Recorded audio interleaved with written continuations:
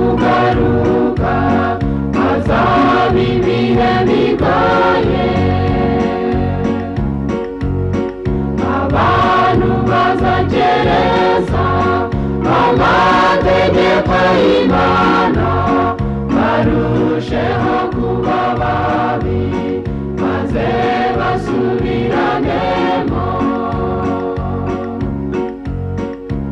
Ubuzima buzaba ari bukeya, ibyo kurya bizaba ari bikeya, amahoro azaba ari nkayo, intambara zizaba ari nyinshi.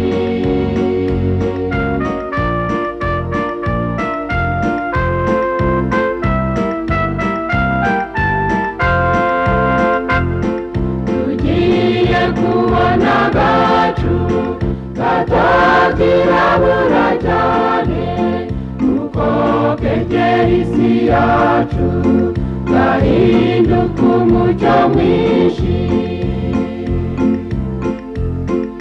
Abantu bose bo ku isi bazaba bafite ubwoba, nyamara umwami w'abami azaba agarutse ku isi.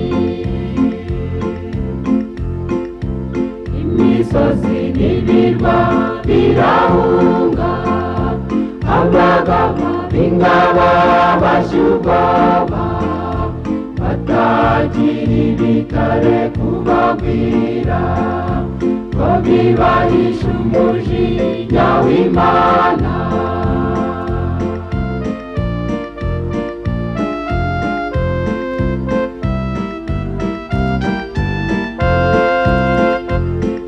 Abapfuye bamwizeye yabashubije ubugingo, isi yose isakurishwa intambwe zabo bazutse.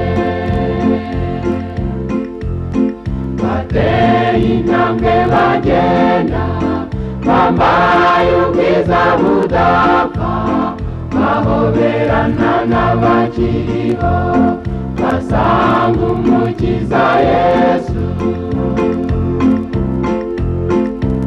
Imiryango y'izabiri ikingura, Yesu abinjiza mu murwa we wera, aba hakurya ku giti cy'ubugingo, bose barishima batuwe n'uwera.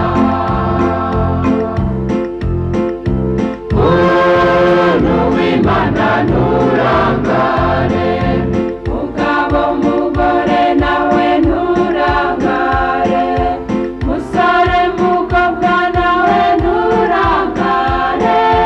Muntu w'Imana nturangare, pasiteri muyobozi nturangare, muririmbyi inshuti yanjye nturangare. Muntu w'Imana nturangare, mutegetsi uri hano nturangare, mushyitsi waje uyu munsi nturangare. Yesu ari hafi